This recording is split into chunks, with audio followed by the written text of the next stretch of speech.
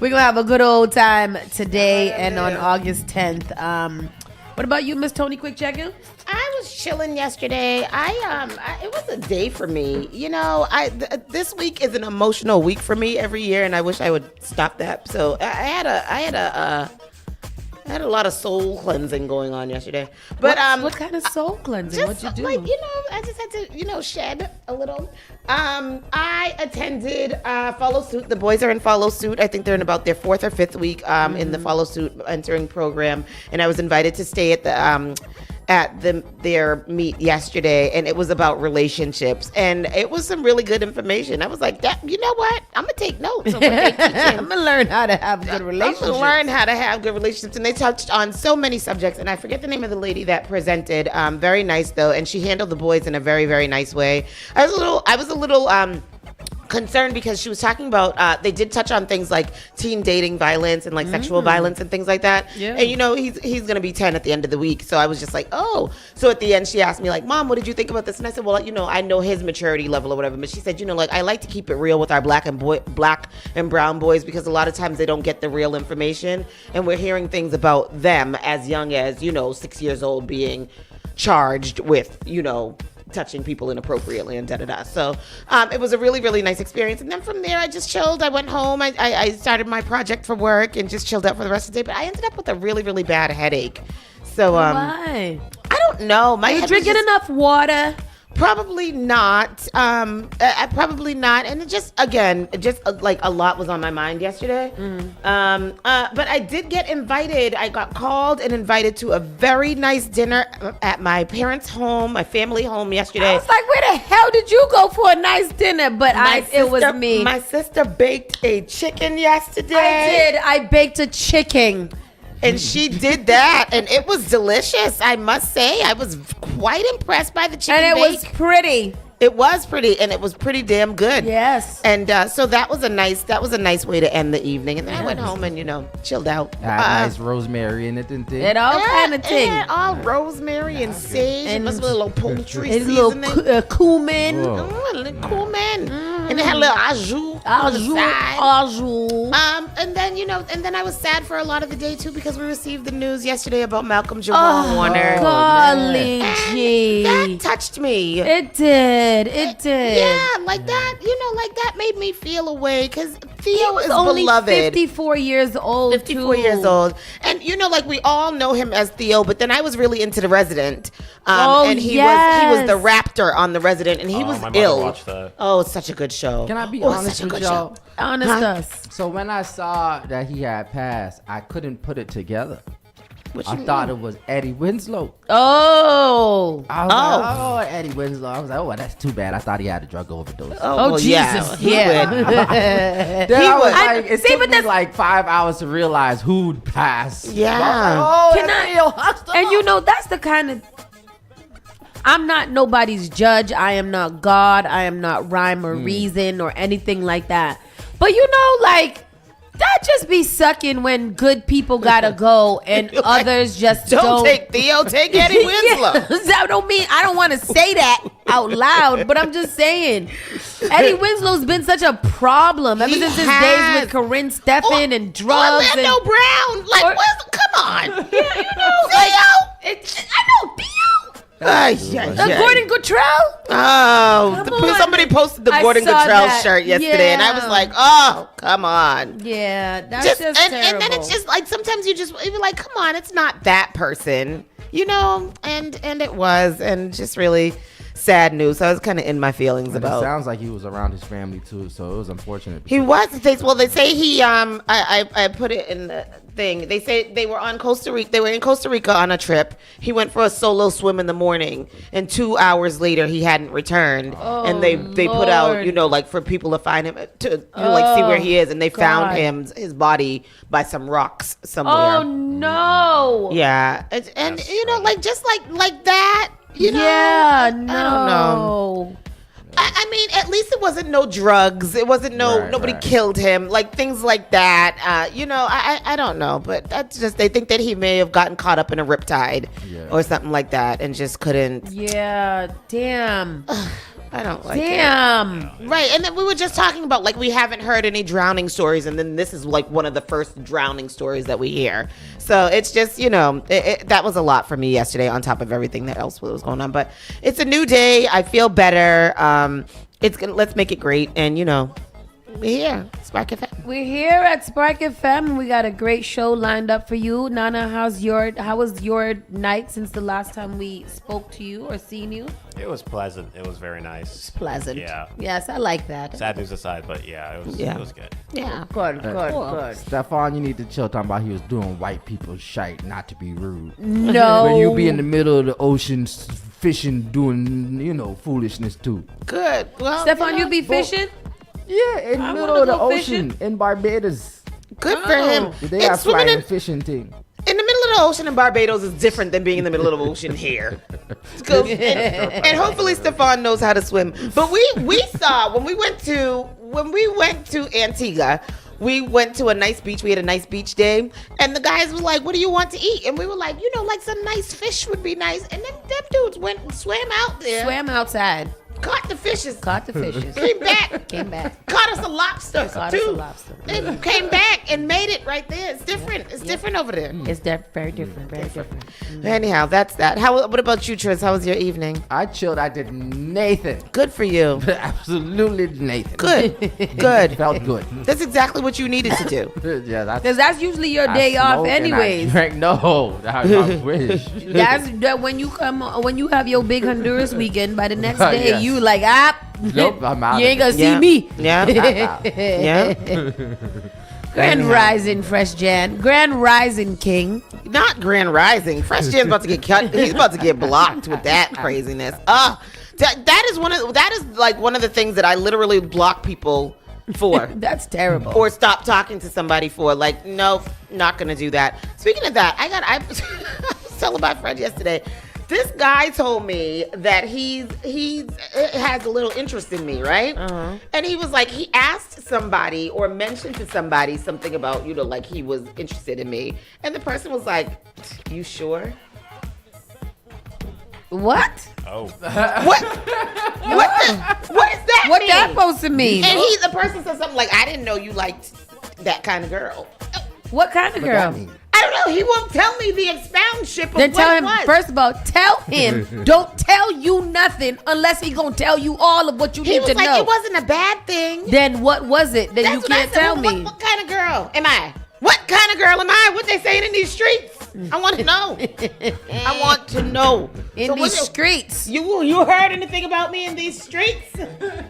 Anybody heard anything about me in these streets? Put it in the comments section. I want to know. What's his name say to Lucy back in the day? Who? I'm looser than You Lucy? need some splaining. Oh, I thought you said I'm looser than Lucy. No, you need some splaining. Somebody needs some splaining. Anyhow, anybody in the comment section heard anything about me? You put it down what it is. Tell me what it is. I want to know what it is. What kind of girl like that am I? What kind of girl like that? I said I'm almost 50 years old. People saying I'm a girl like that. Want me to slap them? Yes. Who is it though? I want to know who it is. Who to slap. Me nah know. Anyway, that's what I want to know. I'm gonna write a status about it. All right, but anyhow, that's that. We're gonna start this show because we've got a good thing coming in for you today. It's Super Tuesday. We like to keep you guys informed, whether you like them or not, what other party you choosing and what all that foolishness. We want you to be informed about what is going on in your district. We want you to be informed about what's going on in your city, your state, in the United States.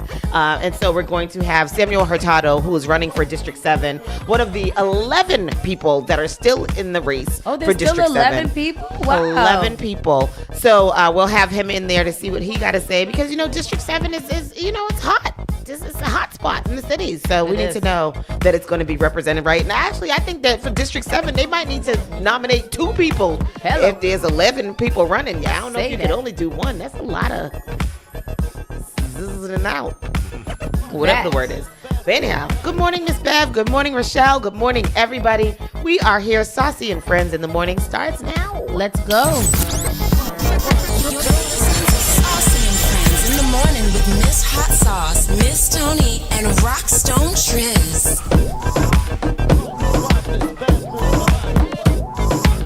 Call Spark FM at 617-272-3387. What is this, Doctor? This is The Spark of New England, Spark FM. Bringing the heat back to the airwaves. Turn us up.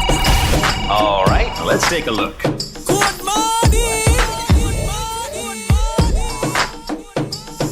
Morning. Good morning. Just right.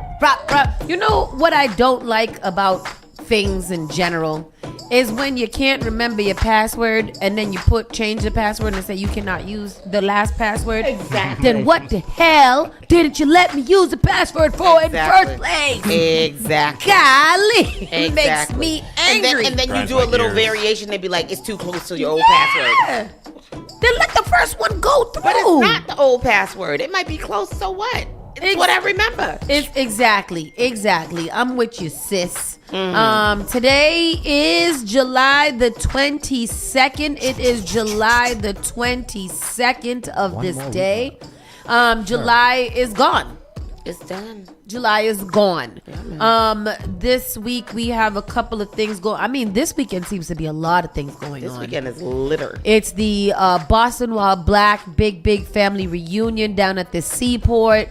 I believe it is also the block party down at Nubian Square. Yes, it is. With Dougie Fresh and Slick Rick. Yep. And bro, it's Yeah. like Grandmaster Jay. It's Grandmaster the Flash. yes, that one. It's the whole conglomerate of old heads that's Yeah. gonna be down there. You know that's gonna be a block. I'm gonna be there too with my Adidas. Wow, I didn't know that. Adidas. What's that? Is that- Yep. Oh yes, that's financial services. Yes. It's Silk on City Hall Plaza. Silk on City Hall Plaza on It is Friday. Friday is a national holiday because it is Noah Landon Lewis's 10th birthday. That is true. Oh, there's 10 Noah's birthday.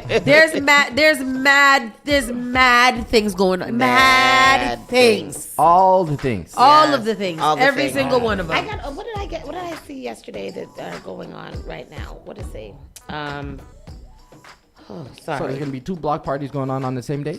There are many. Yes. Yeah. Yes. Yes. Oh, why isn't that working for me? Anyhow, I'll get back to that because I don't know what it is, but there's mad things. Yeah, there's a lot of things, and we'll get you a full rundown by Friday. But there are plenty things. There's no reason for anybody this weekend in particular to say that Boston don't got nothing going on because it's everything going on. Thursday night, there's something at Hue, a Groove Theory something, Silk R&B Groove on the City Hall Theory? Plaza. Is Not on necessarily Friday. Groove Theory. Oh, not a No, band? no. No Hype pre-party is gonna be July 26th. That's a rooftop party at the Riviera. Oh, and there's rooftop parties every weekend at there's places. rooftop parties too. Yeah. Yep, lots of rooftop parties going on. There's all kinds of things happening. Wow, I mean, summer boy. yeah, and get it in because this is almost over. This is it. Yeah, it is. And you know, this is the part of summer that is the fun part because everybody's trying to rush in whatever you didn't do. Yeah. On the whatchamacallit. Yes. You got to wish him happy birthday on Friday, Jessica. Evan Disa Friday. said this Saturday, 12 to 2, there's going to be a healing group at the Louis D. Brown Peace Institute. Hey, blessed be. Yes, Because y'all need to go. your week with some healing. Yes, please do some yogurt Yogurt or something. something, Yeah. right? A sound bowl or a cleansing, some Palo Salto or something like that. Yeah. So what you got for us for our first story? Oh, yes. Let's go. Oh, today's weather. It's going to be a high of 78 degrees. Oh, it went up a degree. Right now, it currently feels like 73. And I was feeling some type of way because I was like, damn, it's only going to be 77. I put on my shorts. I should have worn my shorts tomorrow. It's tomorrow gonna be warmer. Yeah. Partly cloudy conditions expected around 2 p.m. The highest feels like temperature will be 79 degrees around 4 p.m. Tomorrow's going to be 83. Thursday, 89. And then Friday, 93 to bleed degrees. I don't like it. That is hot. Okay? That's called hot as hell. Yeah. Hot, but it's a 40% chance of rain at one point, so that shouldn't be too. Hopefully, it cools down, or it might make it muggy up. Who knows? But we're gonna have a good time because it's Big Noah's birthday, not the little one. Yes. With that said, let's get into the roundaway news so we can have the time to do what we gotta do. Let's get it. Oh, it's me. Boston man arrested in connection with deadly shooting in Dedham. Ay, Dios mío. Dorchester man is expected to be arraigned Monday in connection with a deadly shooting in Dedham. Last month, officials said Francie Villar, 23, will be arraigned in Dedham District Court on charges including armed assault with intent to murder, assault and battery with a firearm, carrying a firearm without a license, carrying a loaded firearm without a license, and committing a firearm violation with a prior violent drug arrest in connection with the June 23rd shooting in the parking lot on Route 1. Remember, that's the BJ shooting at 3 a.m. Yes. So they found him and have arrested him, and that is good because I think they didn't know who did it. 800 plus criminal cases could be dismissed in coming weeks as crisis grows across Massachusetts. The ongoing crisis in Massachusetts prompted by the refusal of some private defense attorneys to take on new cases has left several hundred criminal cases on the brink of being dismissed, according to the state's trial court system. With the so-called Lavalley protocol in place since early July, both the Boston municipal courts and district courts in Suffolk and Middlesex counties have been holding hearings for defendants held for more than 7 days without lawyers. But now, those courts will be responsible for holding hearings for out-of-custody defendants whose cases have been pending without lawyers for 45 days. Oh, they about to be free. They about to be free. Unlike those who have been held, the protocol calls for those cases to be dismissed. Wow. The first of the 45-day hearings is set to begin at 9 a.m. Tuesday morning via Zoom with defendants in the Boston Municipal Courts. The state's trial court system estimates roughly 130 cases will be heard on Tuesday, followed by roughly 225 cases on the next hearing date, August 5th. While no hearings have been scheduled for the district courts, the trial court said 147 cases are expected to be heard at the first such hearing, followed by roughly 300 on the next date. Like when there's watching those emergency shows and there's a big tragedy and they got to tag them with colors and stuff. Yep. That's what you go. Anybody that's here for a traffic ticket, y'all got to go. Yep. Gone on, don't do it again. If you get caught next time, we got your name in the file. Yep. Everybody who got a minor little offense, all right, you over here, you might get one, you might not. Right. Everybody that's drugs and guns and domestic violence, you got to stay here. Yeah. You can't go. It's taken together. That means more than 800 criminal cases could be dismissed in the coming weeks. As of Friday, the Boston Municipal Court had heard 36 cases of defendants held in custody for longer than a week without a lawyer. Of those 36, 15 were released from custody after a judge found the state's public defender agency, the Committee for Public Counsel Services, has made a good faith effort to find them a lawyer, and they were still unrepresented. If it's something small, don't make no effort. Yeah. Please and thank you. I don't need the representation. I just need to sit here and mind my business for 45 days. Yeah. 45 days and one. This is not the first time that the Lavalley protocol has been instituted. It is the first time the institution has grown so dire that the courts have been forced to schedule 45-day hearings as required by the protocol. All parties are now firmly in uncharted territory, it says. By law, bar advocates make about $65 to $120 an hour in Massachusetts, depending on the type of case they are taking. In New Hampshire, bar advocates make $125 an hour. Oh, that's a huge $112 per hour in difference. Rhode Island and $150 per hour in So Maine. we're paying our people $62 compared to $120. $115 and $120. Yep. I see why they are protesting. Oh, you yeah. got that. Yeah. You got that. Yeah. Like, it's one thing if I don't know how much everybody's getting paid because I'm thinking that everybody's around the same time. But if I hear that you're getting paid $60 more than me, Double. 50% more. yes, then you know what? I'm sorry. I'm not coming to work either. I'll just stay here with collect my student loans by myself. Somebody was telling me he work a job and every year they get a 30% raise. I'm like, what the hell is a 30% raise? That's crazy. That's dope. crazy. Like, how much money do you make? Mad of it. Too bad he was a jerk sometimes. Anyway, candy-coated death. Massachusetts kingpin busted an $8 million fentanyl heart pill empire. A Lynn man was sentenced yesterday in federal court in Boston for his role in a large-scale drug trafficking organization on the North Shore of Massachusetts. In November of 2023, millions of doses of fentanyl and methamphetamine laced pills and powder with street value estimated to be over $7 million were seized from a stash location and clandestine laboratory used by the organization.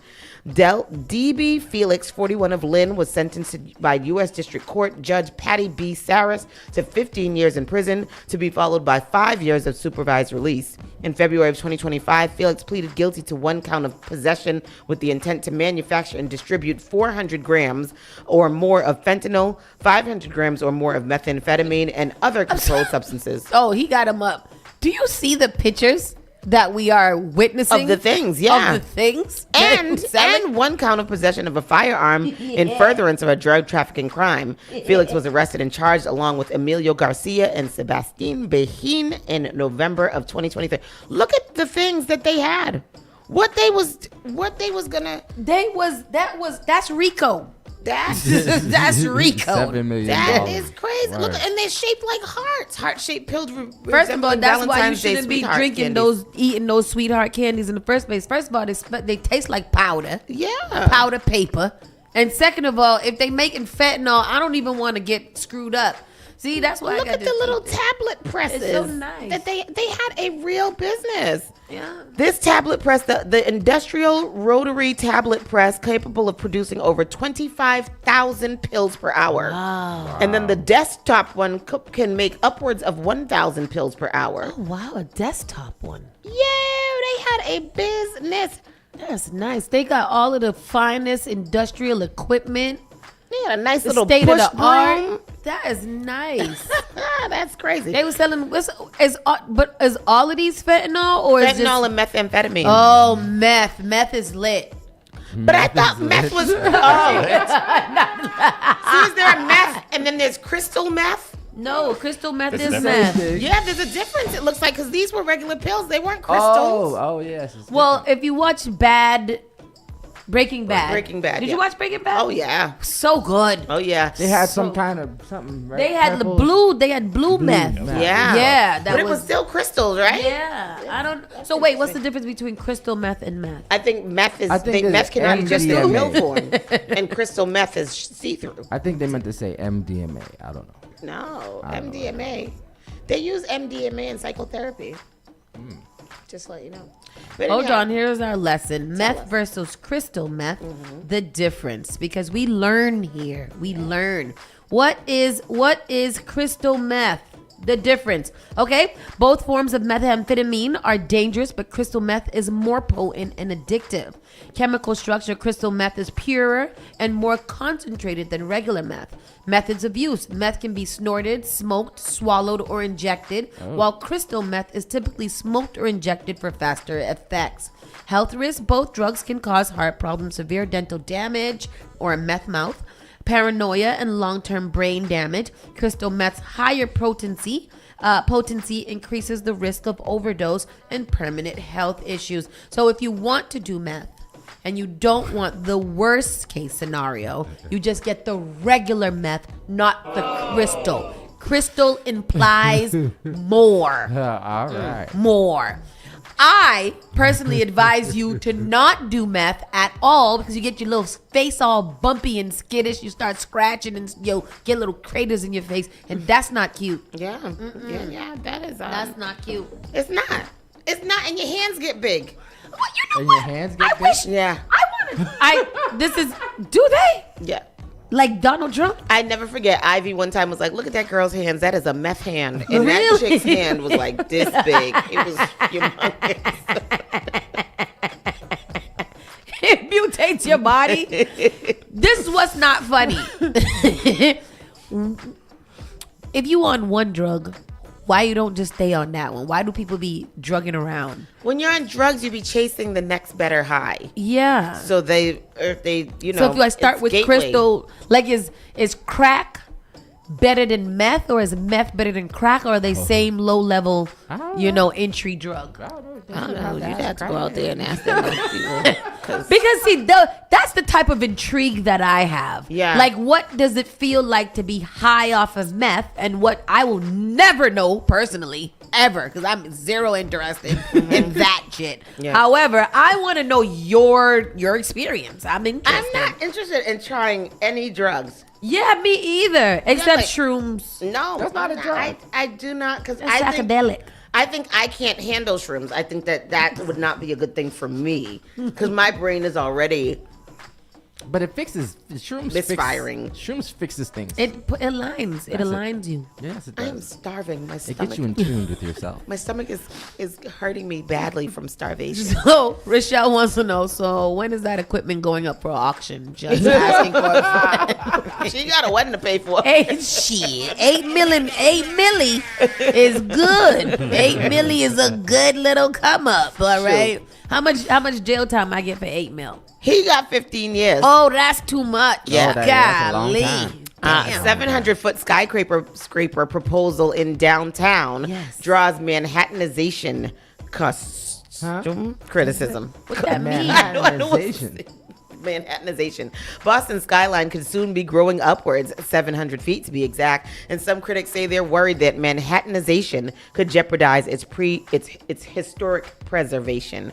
Proposed zoning changes would allow 700-foot skyscrapers, or about 70 stories, in certain areas of downtown Boston. The tallest two buildings in the downtown corridor are the Winthrop Center at 691 feet and the Millennium Tower at 684 feet.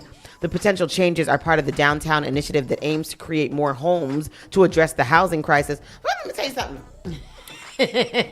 I'm not living on the 70th floor of nowhere, okay? That's crazy. I get 700 feet in the air. When you're going up to your apartment, your ears got to be popping and all kinds of... Yeah, I'm not doing it. Nah, I don't want that. The potential changes, many of the more than 800 public comments sent to the city of Boston have criticized the idea. To me, this plan represents the Manhattanization of Boston, and I am strongly opposed to that happening in a city with a totally different history, character, and size from that of New York. The Downtown Boston Neighborhood Association has been collaborating with neighbors, business leaders, and city officials to address the community's concerns. We have a once-in-a-generation opportunity to get planning and development right at the core of downtown Boston, said Rishi Shukla with the Downtown Boston Neighborhood Association. We want to make sure we're not building a canyon of luxury towers. Town crossing where the skyline could soon be getting a lot taller. Proposed zoning changes could allow skyscrapers taller than the two buildings that currently tower above the rest, up to 700 feet tall. But we have a once-in-a-generation opportunity to get planning and development right. The core of downtown Boston could soon start growing upwards, 700 feet or 70 stories to be exact. It's up closer to the parks and open spaces, fundamentally alters the complexion of the neighborhood. Rishi Shukla with the Downtown Boston Neighborhood Association has been collaborating with neighborhood leaders in the city to make sure denser new development won't overshadow historic preservation or cast a shadow on the neighborhood gems. That means getting the height right, it means getting the infrastructure right, it means getting shadows right. The tallest buildings in downtown Boston are the Millennium Tower at 684 feet and the Winthrop Center at 691 feet, which was built after the state of Massachusetts modified a shadow law meant to protect the common and the public garden. Problem with the tall buildings is that they block the light for other buildings, and then also, like, you get these shadows. Boston's planned downtown initiative is aimed to create more homes to address the housing crisis, while also revitalizing the downtown corridor. The high-rise buildings are all luxury apartments that no one can afford. Like, I work an honest job and I can barely afford the apartment that I live in. Hundreds of neighbors who have submitted public comment letters have criticized the idea. There's more high-rise buildings here. I think could nearly monopolize the city. That'll just change into something like New York and Chicago. Boston's planning department is also separately considering allowing taller buildings in neighboring Chinatown, where neighbors and business owners worry higher land values will entice landlords to sell for higher prices or jack up the rent, which longtime community members say is already happening. A spokesperson for Mayor Wu's administration says she's grateful for all the community feedback and has asked the planning department to more explicitly incorporate the shared goal to boost residential development and housing creation before advancing the downtown plan this fall. Yeah, man. I'm not for it. For the tall buildings? Nah, because it's like exactly what they said. It's gonna turn it into like a Times Square or Chicago or Miami, all those buildings, and then the older buildings are just gonna end up going dilapidated, and people aren't gonna want to live there. They're gonna want to live in the new fancy and whatever, nice. Someone, Dirk Felix said Seaport 2.0. Yep, pretty much. They're gonna be like, that's what I don't understand why they want. We don't have enough housing, but y'all want all the tourists to come in. Ain't nobody building no damn hotels or nothing like that. Except, when is that project supposed to happen? The one over there on Washington Street. Washington and we talked Mass about Ave. that. But then didn't we discover that was in London? No, that's that one. That's that one. Wasn't that in Boston, England? I don't know when that's happening. That is true. Chad said they can't even fully occupy the existing buildings. And it's like, why are they going to build tall buildings if they're having issues filling the buildings right now, currently? That's what I think. I want to know who it is that's occupying all of these new apartment buildings and things that they're building in every little corner that they can find. Hoover rich. It's so crazy to me. But anyhow... family of Boston kindergartner killed in school bus crash sues the driver and the bus company. Oh, yes, as they should. Yeah. The family of a Boston Public Schools kindergartner who was struck and killed by a school bus in April is suing the driver involved in the crash and the school district's bus services contractor for damages. Up Academy Dorchester student Lenz Arthur Joseph 5 was run over by a Boston Public Schools bus near his Hyde Park home on the afternoon of April 28th and died soon after at Boston Children's Hospital. His 11-year-old cousin was with him when he was struck and saw him get run over. I never knew that. Me either. That's terrible. I never knew that. It was later discovered that John Charles, the bus driver involved in the crash, had an expired school bus certificate at the time. Boston's Public Schools said he was placed on leave following the crash and later resigned, but no charges have been filed against him. The lawsuit, which was filed Monday in Suffolk County Superior Court by Len's grandmother, aunt, and uncle, accuses Charles of acting negligently and or recklessly during the crash. It also alleges that TransDev, Boston Public Schools bus driver services, bus services contractor, was negligent in a variety of its policies, practices, and procedures. We are devoted to ensuring that Len's Joseph's life will not be defined by his death, Len's family attorney Matthew Fogelman said in a Monday statement. We seek justice for Len's and his family members, and we will remain resolute in that endeavor in honoring his legacy. Neither TransDev nor Boston Public Schools could immediately be reached for comment Monday afternoon. There's more to that story, what led up to the crash, what happened during the crash, and all of this. Very, very long article, accusations of negligence, TransDev's record, all of these Everything. things. I believe it all. Yeah. And I'm with it. That was terrible, especially somebody had to witness it. That's crazy. Yeah. Nope. 11-year-old. That's awful. With a strike looming, Fenway concession workers have Red Sox players support. So everybody's striking. Now Fenway is about to be shut down. As the employees who sell concessions to the fans in the stands prepare to potentially strike for the first time in Fenway Park history, the players on the field voiced support for their cause. Unite Here, Local 26, the union that represents the group of beer sellers, cashiers, cooks, servers, souvenir vendors, utility workers, warehouse runners, and other employees, has been working without a contract since the old one expired in December 2024. How do you guys think that this fares in what Donald Trump is trying to do with eliminating all the immigrants and things like that? Do you think that these people seem to be really protesting against better wages now? Yeah. The country's gonna have to pull out the change. You're gonna have to pay these white people more money to because you can't have people. That's the. And I saw something the other day that said they don't really like that every time we talk about immigrants or migrants, we talk about them doing these, really kind of bad jobs, these pickings and these odd, like construction, all of these things that, have long hours in the sun and blah, blah, blah. I don't think that that's the only thing that they're doing.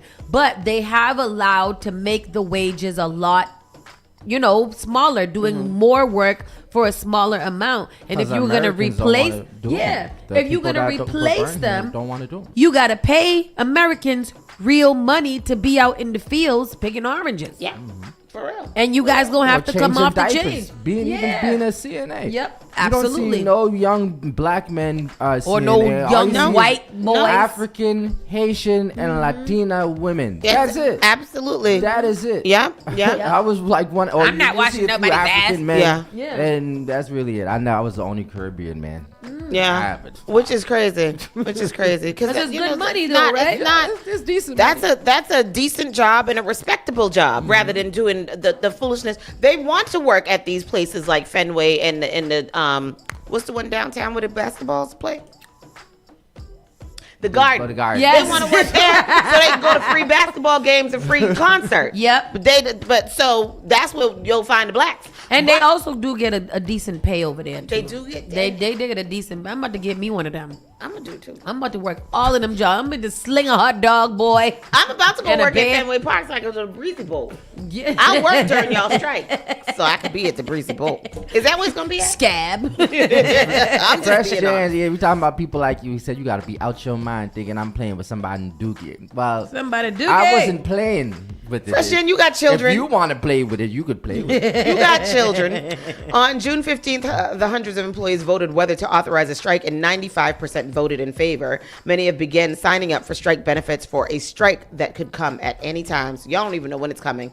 But pay them people money. That's all. Pay them people. Pay them people the money They all the deserve time. it. And now for good news. This weekend, Puerto Rican Festival of Massachusetts celebrates Caribbean culture on July 26th and 27th. Oh, that's this weekend? That's this weekend. Yes, at Franklin There's Park. a lot to do. Fun. Yeah, the celebrate the sounds, music, and flavors of the Caribbean during the 58th annual. Can you guys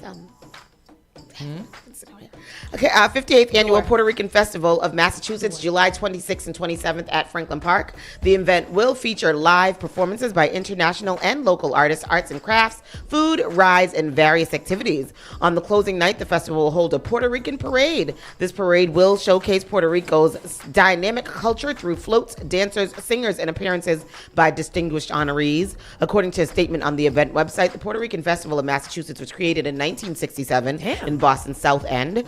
The efforts of the late Jorge Chico Munoz, a small group of Puerto Rican pioneers, became the first festival committee. During this year's festival, a monument of Munoz will be unveiled at O'Day Park in the South End.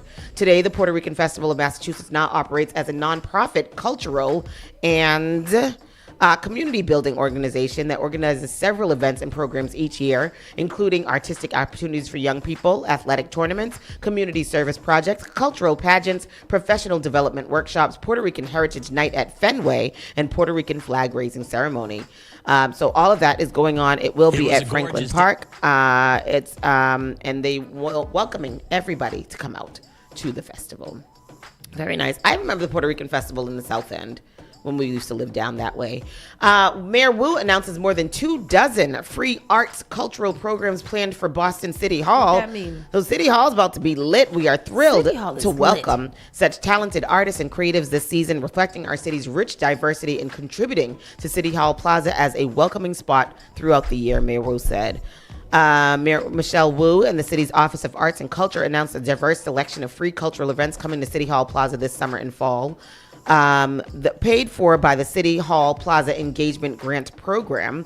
The events aim to foster community unity and celebrate local talent, according to the release. Which ones are they? They are...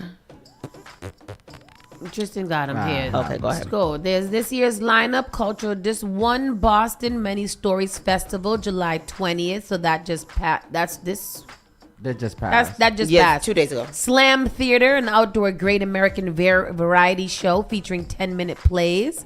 Bridgewater Cypher, a freestyle rap cypher in the heart of City Hall with the goal of building bridges between people of different backgrounds through hip-hop. That sounds Reclaiming nice. our past, building bridges to the future. Access Culture to partner in the North American Indian Center of Boston. Fiesta en la Plaza. Over 2 days, talented artists from across Latin America who now call Boston home will share their cultural roots through music, dance, and film. I ain't going to that. If I was, I think they did it because September is the Latin America. Yeah. So. Remember we went to that last year. Remember that? No. That was 15th of September when they have it on City Hall Plaza. That was big. Spicetoberfest, a harvest-inspired cultural marketplace and festival celebrating spice, culture, and feud. Rock the Plaza, an intergenerational celebration featuring lineup of performances highlighting senior women in rock music. Wow. The Blair Project, combining Halloween festivities with all-women lineup of hip-hop artists and DJs. The Blair Project celebrates the rich cultural contribution of women to Boston art, music, and entertainment. And that is by one of our very own. That's Cam's brother. They're putting that together. Very nice. Yeah. Boots with the Fur. Hey, now. An all-day dance convention from 617 Country featuring a mix of country western dance and soul line dance that provides space for queer folks of all ages. Got them boots with the fur. Herbs on the mill. And then there's some reoccurring events like 3 days of chess. Another national holiday, the Visual Language and Evening of Projection, Art, and Poetry on November 13th. Oh, wow. It's a national holiday. Artists for Humanity. That's cool. Good. And there's some other reoccurring dates that are going to be happening weekly or monthly or monthly. So big shout outs to all of those wonderful people who got projects going. Beautiful. And then great local news. A 24-hour braiding salon opens in Boston. Wow. Yes, I put that in there yesterday. Yes. So this is right here on 640 something Blue Hill Ave. Go ahead. It's just a Haitian-owned. Move, Tristan. A Haitian-owned braiding shop in Dorchester is now open 24/7. So this is a 24/7 shop. Yeah. And that is what it is. Why? Huh? Why is it 24 hours? Because sometimes you need to go in between. Some people work late shifts. Some people work night shifts. Sometimes you need to get your hair done real quick and there ain't nowhere to get it done until the morning, but you got to go away on vacation the next day. There's many reasons why I would need a 24. I would never need it. I don't got no hair. So however, it's 614 or something like that. I put it in the stories yesterday. It's called CC Braid. Yes. Sissies. 646 Blue Hill Ave. Yes, that's. And where is that now? I think that's in Grove Hall. In Grove Hall. 24-hour braiding. I'm on the Instagram page. You know, there's some nice braids on here. There's some nice braids. Like you gotta think about it. Oh, it's right there. Right there by across the street from the zoo. Yeah. By Statue. I didn't know that's where it was, but that's good. Mm-hmm. Yeah. You know, like it's just, every once in a while you might hit a little snag and you just need to get your hair done real quick. Mm-hmm. And that's good. I feel like we should have a 24 hours of everything. Not everything, but like one of each. Definitely be a 24 I can say this over the weekend. I have to go make an appointment for the little boy to get his birthday braids in. It was dope to be out over the weekend and to know that we had several spots that were open for food until 3 in the morning. Yes, we do. We even checked the food truck schedule to see what was going on. Schneider said the 24-hour CVS is closed, but you could go and get your silk press at 3 a.m. No, you cannot. You could go get braid press, but you can't get no silk press. But the 24-hour CVS is still open, right? Ain't it? No. The one on Morrissey? No. I don't. It's not 24-hour anymore? No. I don't know. I don't think so. I know that the 24-hour Walgreens on Morrissey is gone. Like gone, shut down, gone. The one next to Staples, which is crazy. Anyhow, that has been the local news. We're going to take a quick pause for the cause. We're going to come back and talk with Mr. Samuel Hurtado, who is looking for your votes and your support for District 7. We'll be right back. Saucy and Friends. There's one in Wollaston Beach. Wollaston? Really? That one? Where is that? Oh, that one over there, right in the middle there? Such an awkward I feel like the place. one by Lambert's is supposed to be 24 hours. Oh, the smaller one on this side. That's the CVS, not the Walls. Never mind. Yeah. There's no more. There's no more in Boston. There's Wollaston, Boylston Street, and Charles Street. I'm on the one CVS on Morrissey Boulevard is it no says longer. it's 24 hours. There's none. I'm on Wow. the CVS website. It says there's none. So I don't know. Wow. See, that's a damn shame. He's right. Schneider's right. I could go get a bang, but I can't go and get my What's a pill? Thermometer. My thermometer? Aspirin. My Tylenol? Right. Shoot. Can't Terrible. Can't get no pads. We'll be back. Can't get nothing. What is this, Doctor? This is well, Spark of New England, Spark FM. Bringing the heat back to the airwaves. Turn us up. All right, let's take a look. Advertise your business, brand, or music on Spark FM. Contact us at sparkfmonline.com for more information. Each and every Saturday night from 6 to 9 p.m. inside the Avenue, where you bring the drinks and we bring the vibe. My name is Gary Banton alongside my co-host Big Trini, right here in SparkFMOnline.com, the number one place for soca, hip-hop, R&B, and more. Each and every Saturdays from 6 to 9 p.m. It's the Avenue. Hey Boston, are you ready? It's time for the 3rd annual Boston Titties Carnival. The bands are getting ready, the costume is looking amazing, and we can't wait to see all the kids having a good time on the road. It's all happening on Friday, August 16th, 11 a.m. to 6 p.m., parade starting 12 p.m.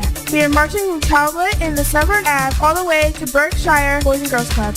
Want to join the fun? Tell a grown-up to check out social media pages to find a band for you to jump up with. See you on the road! All right, so to tell me the one more vibes in this one. So Wednesday, August 20th, B Soca presents the annual Pan on the Plaza. From 5 p.m. to 10 p.m. Steel pan, music, food, and culture. Location, Boston City Hall Plaza. Pan on the Plaza is free and open to the public. This is more than just a concert. This is a full-on culture experience that brings the soul of the Caribbean straight to downtown Boston. Come vibes with the sweet sounds of the local pan performer. Boston oldest steel orchestra in North America. Branches. Music provided by your favorite DJs. That is Wednesday, August 20th, Boston City Hall Plaza. Brought to you by B Soca. Massive, remember, this is free and open to the public. From 5 p.m. to 10 p.m. Pan on the Plaza, Wednesday, August 20th.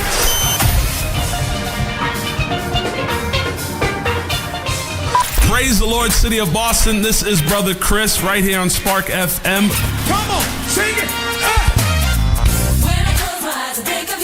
Bringing you Sunday morning worship each and every Sunday morning, 6 to 10 a.m. Let's get our praise on.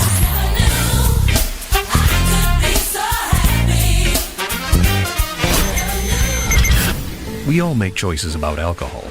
Kids make choices whether to drink or not. Bye, Dad. Remember, I'm going to Alex's party tonight and sleeping over. Hey, remind me about that party again? And adults make choices whether to talk about it. That's true of parents and every other trusted adult in a kid's life. Kids want to know our expectations, and they want honest answers in everyday conversations. So talk with your kids and help lead them on a positive path, because when you talk, they hear you. Learn more at underagedrinking.samhsa.gov. Boston's new home for urban Caribbean music. Spark FM. Spark FM. Playing all your favorite hits from reggae. Spark FM. If you no mess with the way you are gonna see a million. We got the Congo long just like the Amazon. Spark FM. I know that life is not easy. No say we are for win. Walk with the camera like Jesus. Soca. Hip-hop. Yeah, we on and we going crazy. R&B. You could do damage. You could do damage. Afrobeats and much more. Spark FM. Spark FM.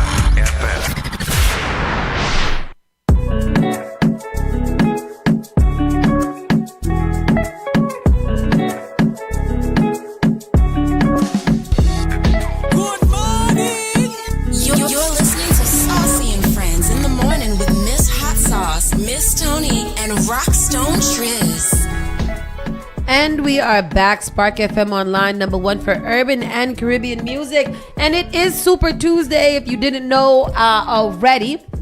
Tuesdays is when we bring you a local community leader who is vying for a chance at your vote for a district, for a statewide, for a mayor, for whatever it is. We want you guys to know what the people who are vying for your attention is all about. Yeah. Today, we got a special guest in the building. He is Mr. Samuel Hurtado, and he is running for a city councilor for District 7, which is a little bit abandoned at the point. So you got a big job ahead of you. Welcome to Spark FM. Well, thank you so much for having me here. I'm very excited. This is my first radio show. Oh, good. So we're going to make it the best. So thank you. Thank you for having me here. Yeah. So District 7, tell us a little bit about your background and why you decided that you wanted to give up your life for a life of service. I think that has been I tell people that has been my calling. Since I left my native country, Mexico.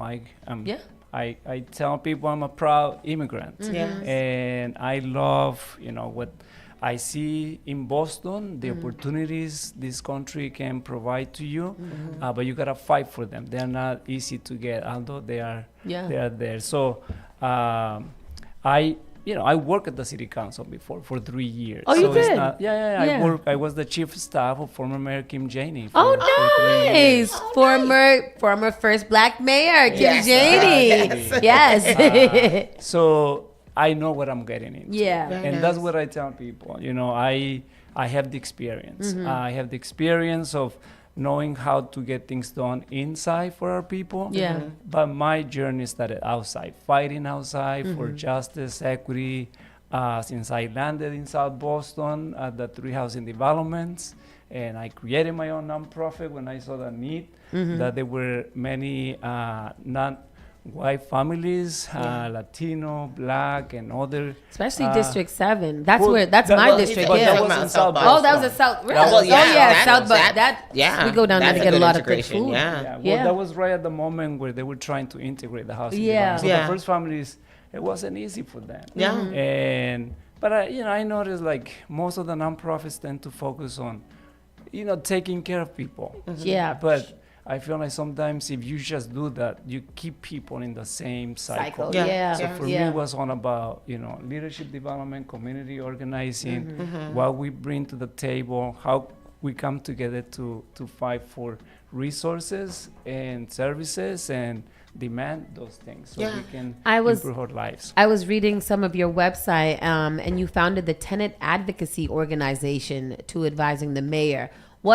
Right now, housing is a big thing.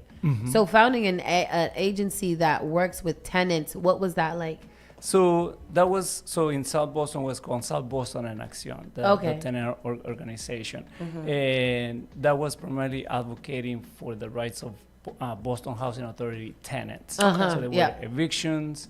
And when families don't know their rights, they receive a letter of eviction for missing a payment or whatever. And some of them left because they didn't know that they could fight that. The right to fight that and get a hearing. And so that's when I started quickly learning, like, no, don't pack. Because I knew other families who got so many letters who were there for a long time, they never left. Which could be a good thing. Still there. But if you don't know your rights, then you just live. So, that's one of the experiences I bring in terms of like advocating, educating tenants about their rights.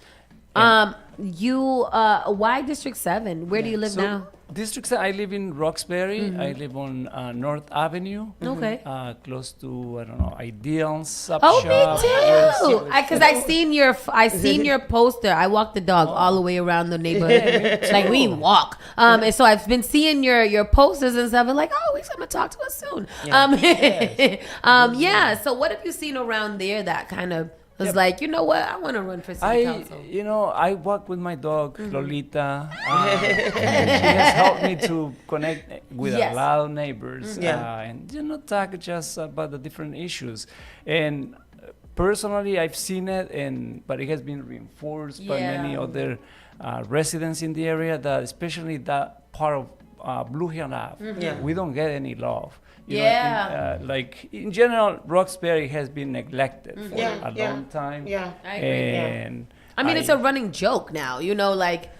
Roxbury's been neglected so much that people like to, Roxbury, you come from the, dirty streets of Roxbury. And sometimes walking, I'm like, yeah, that's true. Yeah. And especially, like you said, especially Yeah. that area of like Dudley Street, Boogaloo, Yeah. definitely. It doesn't get a lot of love at all. And I'm on the board of directors of the Dudley Street Neighborhood Initiative, and that's the organization that started Land Trust. Yeah. And that story is very powerful because the residents in the late 80s, they got together. They were fed up with the empty lots being used as dumping grounds for people coming from outside and dumping trash. So they got together, they formed the organization, said, we're going to take over this land. And they built affordable housing. And now, those families are protected. And that's what I love about that part of the district. The diversity, that we have a mix of income. And I know some people are afraid of land trust. They are like, well, then people stay They poor. give it to who they There are want, other ways to, create generational wealth. I sat in a couple of those meetings, and their plans for it are really, really great. The task force that they put around it to make sure that the lands are going to things that people want and taking surveys and stuff. I think it's really great. Being an immigrant.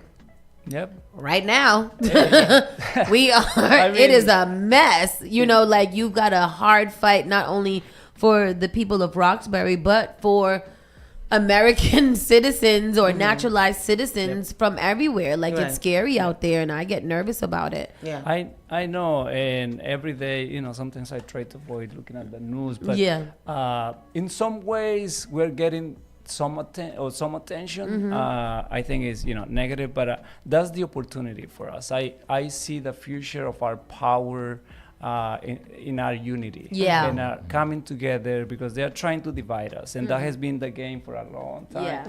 And we shouldn't, they painted this picture like, you got to stay over there and you got to stay over there. But for me, my experience working with so many groups, and we all want the same thing.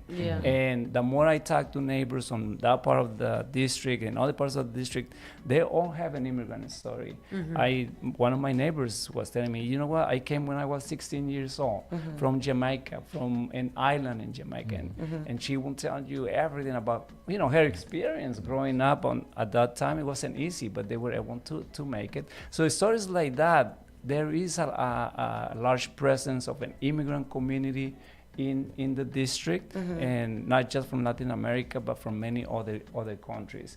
What do you have to say? Because we have to, look at a little controversy. So what would you say to people who are like, he's a Mexican man and this is Roxbury? How is he going to represent for us as Black people in Roxbury? Yes, I love that. Yeah, that question, and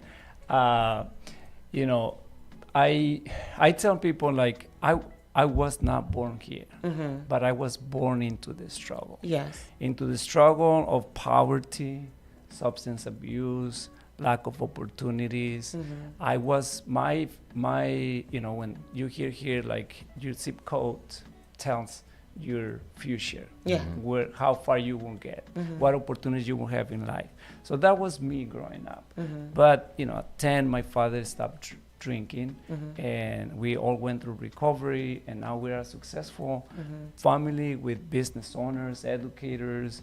I have nephews and nieces in Germany with PhDs on biology, engineers. So I am a successful story when you get early recovery intervention, a lot of mentoring, a lot of second opportunities.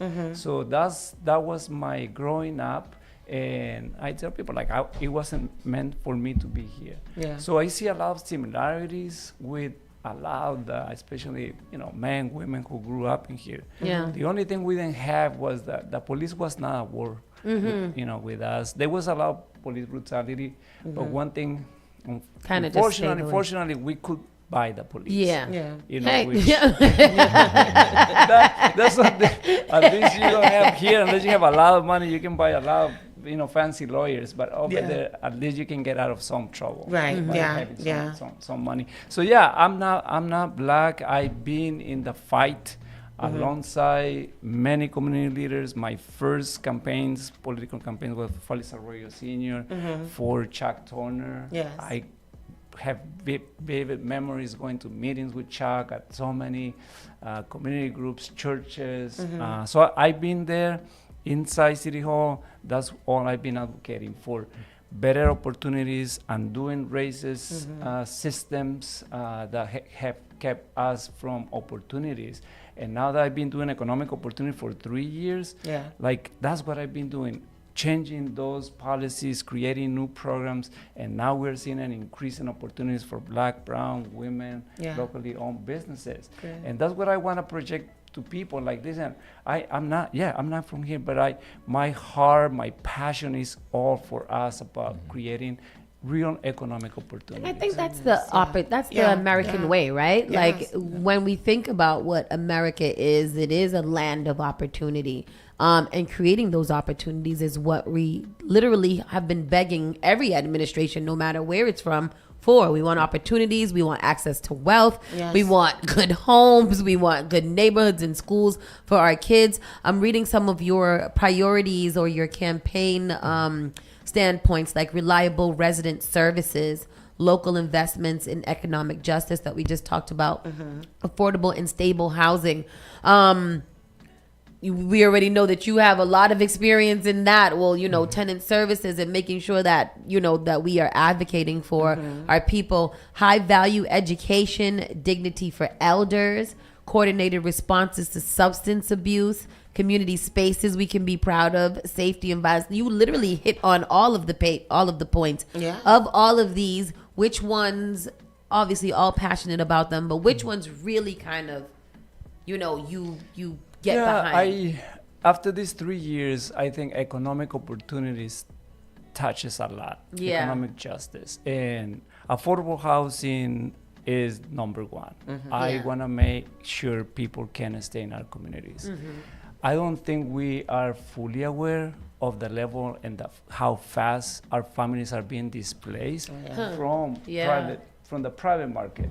We have a lot of great subsidies, policies to protect people who are in some type of subsidy. But when you talk about the open market, that a corporate greedy investor comes, buy the house, displace those families, and then turn around and only rent it to students. So that's happening very fast. And Mission Hill is gone. And they're coming after Roxbury. And that's what I want people to understand, that we don't have anything to protect those families who are in the private market unless we act quickly and try to buy some of those homes ourselves.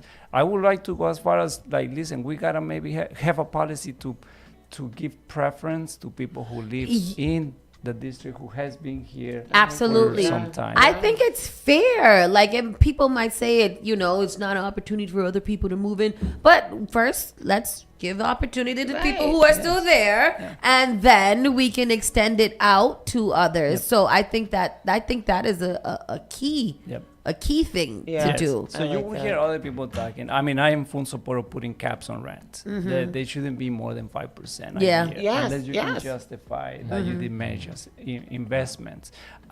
Freezing, rents for people who are already on some type of subsidy. Because when I'm out there knocking on doors, I hear people from different, brackets of income, and even people who are making 60, 70, 80,000. $500 increase a year in rent. That's a lot of money. It is. For me, definitely. So I want to build more housing. We need to build more housing, but we gotta be very intentional what type of housing. Just see what happened at the seaport. Like the seaport, it's not for us. What can I afford? It's good to go down there on a weekend and have a good time, but then you go right back home where you're comfortable. Exactly. So we need to, because I used to live in South Boston. That was the first home I bought in South Boston for 13 years. That's where I met my wife, and we have a lot of history there. But I saw the gentrification. It changes so fast, and now you go, it's a great density, but not people like us. So we gotta be careful about that in Roxbury especially. What do you want people, try to start to wrap it up, what do you want people to know about you and about your campaign, and why it's important to elect you? I want people to know that I'm an independent voice. I'm not bad. I'm here for the people.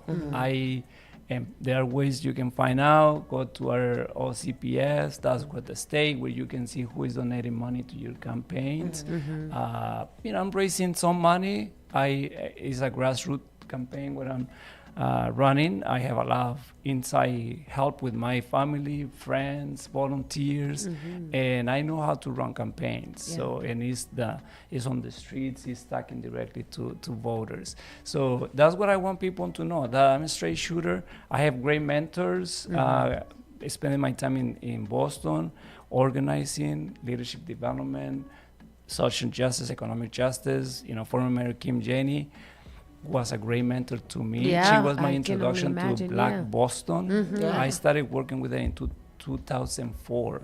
We were doing education reform, going citywide, advocating for our Black and brown students in BPS. So my track record is there. It's very clear. And people tell me, like, Sam, you don't just know how the pieces of the puzzle, you know how to put them together. We need that. That's what you bring to the table that none of the other candidates bring. It's good to have ideas, but if you know how to put action behind those ideas, that is the type of experience I think that a lot of people want to see happen. And I respect the history and the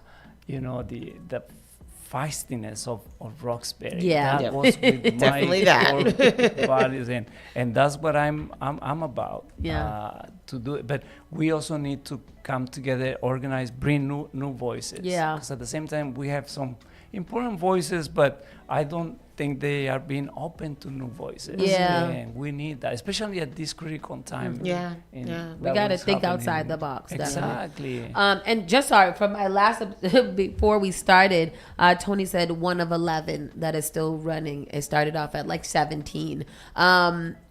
Is that intimidating, having that much people around you vying for the same thing? Like, how does that work? Well, officially there are 11 who made it into the ballot. Not really. I think, as I go around, people, especially people who work with me and who have been in this community for a long time, they like what I bring to the table. I think it's important that we have options. Options. People can look, and many people will go with relationships, and they may not be able to vote for me in the primary or preliminary because they got to stay with someone they know.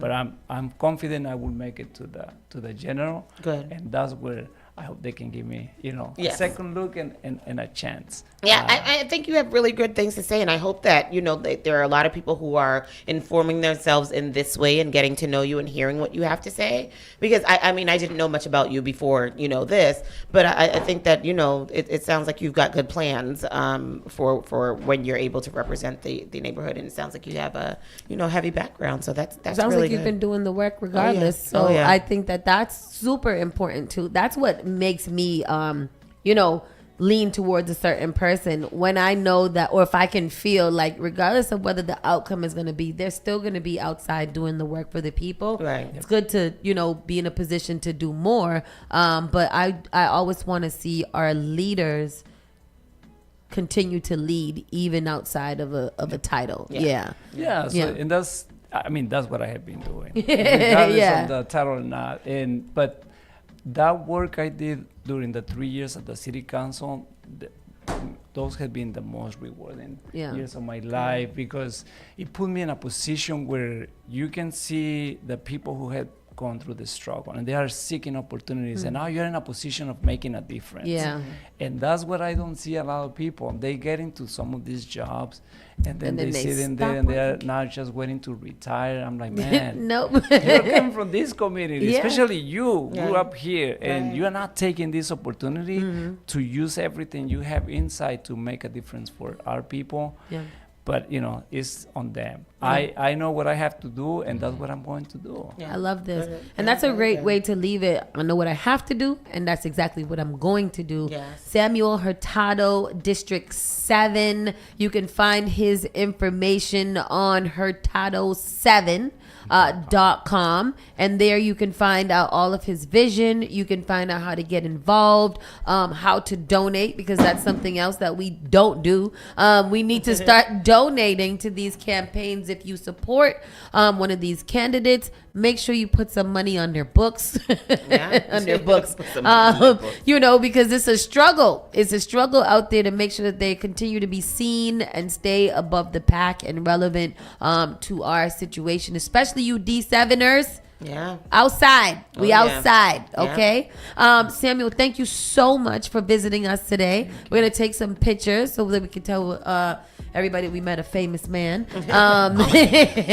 And then we'll get back into the national and entertainment news after the break. See you in a second. Spark FM Online, #1 for urban and Caribbean music. This is Super Tuesday. You're listening to Saucy and Friends in the morning with Miss Hot Sauce, Miss Tony, and Rockstone Tues.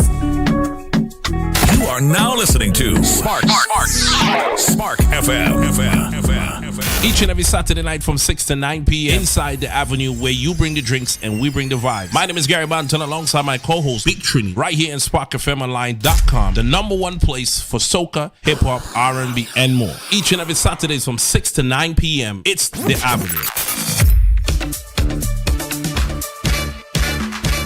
Hey Boston, are you ready? It's time for the 3rd annual Boston Titties Carnival. The bands are getting ready, the costumes looking amazing, and we can't wait to see all the kids having a good time on the road. It's all happening on Friday, August 16th, 11 a.m. to 6 p.m., parade starting 12 p.m. We are marching from Talbot and the Suburban Ave all the way to Berkshire Boys and Girls Club. Want to join the fun? Tell a grown-up to check out social media pages to find a band for you to jump up with. See you on the road! How serious is youth vaping? Irreversible lung damage serious. 1 in 10 kids vape serious, which warrants a serious conversation from a serious parental figure like yourself. Not the seriously know-it-all sports dad or the seriously smart podcaster. It requires a serious conversation that is best had by you. No, seriously, the best person to talk to your child about vaping is you.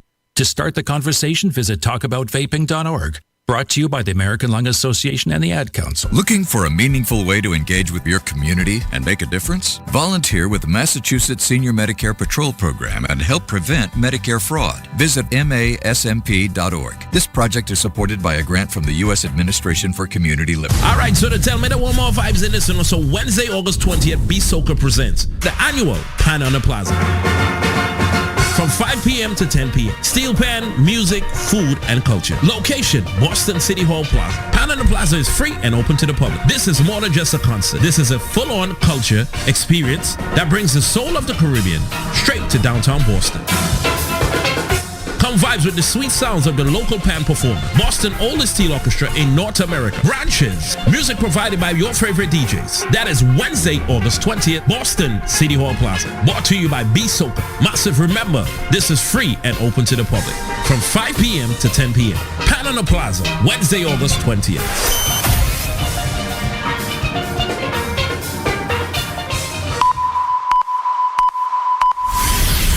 Spark FM. I know you nasty. She be touching on her own body. Igniting the airwaves. Spark FM. Said she wanna take me away. Said she wanna take me away. Said she wanna show me the way. Join us on Facebook and Instagram at SparkFMOnline.com.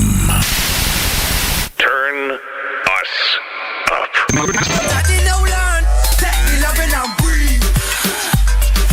Spark FM.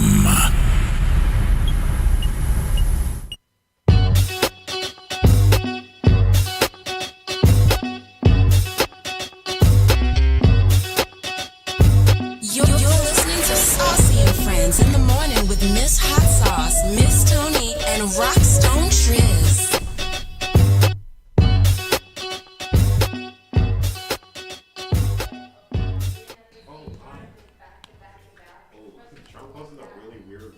Of Obama. Got it. Good morning, and we are back. Woo-hoo, we are back, sorry. Mr. Hurtado gave us some little Mexican candies, pulparindo. tamarindo candies, and it is tangy. It's not spicy. It's just tangy. Like, you got on it. Well, that's what tamarind. Don't tamarind usually have that little? That. Yes. Was it sour? It's like tangy, spicy, tangy, sour speed, spice war, Spice Girls. Yeah, like that. It's time for our national news. Let's get through this so that we got some time for the entertainment at the end. And I'm gonna ask the question now. Yeah. So the other day on Facebook, I posed the question to men that date women that wear wigs/weaves. Does it make you feel any type of way that she switches up all the time? Or when she takes it off? Disclaimer, if you do not date women that wear wigs or weaves, this question is not for you. Right. I don't care if you like natural girls. I didn't ask you that. Right. I'm specifically talking to men and or women, I guess, that date women that wear wigs or weaves. Does it make you feel any day that she could be a curly black haired girl one day and then a straight blonde bust down the next day? And then when she get home, she only got 4 doodoo braids in her head and a little bit of fuzzy. Does it feel any type of way? I want to hear Fresh Jan. Let's open the phone lines. Huh? 617. Where did you post that? I can't find it. It's on your page? Yeah, 617-282-3387. Again, 617. And I'll find some of the answers that I got beforehand. Snyder says variety is fun. Okay, Snyder, I see you. Become another person. This is I could be anybody you want. Let me see. I'm trying to. Somebody laughed at the comment. Oh, no, that's not it either. Damn it, I can't find it. Oh, here it is. Question due. So some of the things Uncle Chopper said, I've learned through multiple people that it can help with hair growth and etc. So now I don't mind. Just don't have it looking tacky, which I appreciate. Yeah. He said no cheap wigs. Like, I don't really care. Just don't make them cheap. And I thought that was a What's a cheap wig? good. Because we know we've heard that the crispy little plastic wigs is Get the one your plastic that gives you a white woman. Yeah, white man. man. And Yeah. that's the one I'm gonna start wearing.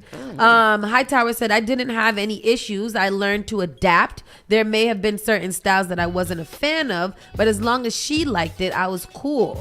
And I said, was it a little weird though? Like today it's straight, tomorrow it's curly and blonde. He said, nah, the only thing I found strange was how often it changed. I thought the purpose was for it to last longer, which is a good thingy too. Like sometimes I feel like I should pick a signature wig and just wear that all the time so people can start to think that it's mine. But then I have another outfit and it doesn't go with that one. This is my usually I change month to month, so it'd be like different months hairs. Yeah. But go ahead. What was it? I'm sorry. Did I interrupt you? I said hair. Your hair is your hair. Your hair don't have to go with all your outfits. It's just hair. It's not accessory. Your hair is not an accessory. I feel like if you're wearing wigs and weaves, it is an accessory almost. That's it's like your wearing hair. a gold chain. That's your hair. Yeah. Maybe I wear a blue necklace today, but tomorrow I want to wear green. Right. Like I switch my glasses every day. He said, but this was Joey. He said, but in all seriously, anyone who is educated on the matter knows that there's various reasons using it for protection, to switch up with less damage, easy maintenance. Get it, Joey.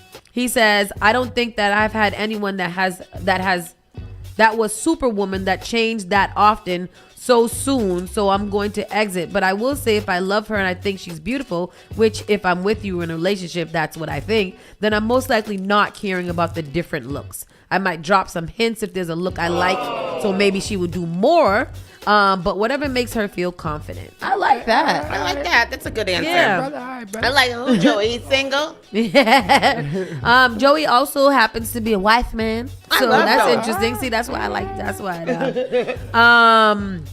I don't care about the hair for each occasion. I feel there needs to be a vibe between the two. Before you just rip that shit off at night, you look like a whole other person. And I'm talking when I was younger. Now I don't give a damn. Just my 2 cents. So that was, maybe growing. You learn that Yeah, I don't care. Yeah. Let me see. Shalera says I can say that the guys that are at me when I wear my regular hair wasn't not messing with me when I wore a wig. Mm-hmm. So yes, that is good. Okay. And then you had some Schneider. You know, we already know how Schneider. Dating you women with wigs is like dating you Mowgli. I don't know, Schneider. I also need to know why you insist in writing in phonics. Hieroglyphics. Yes. Why is that?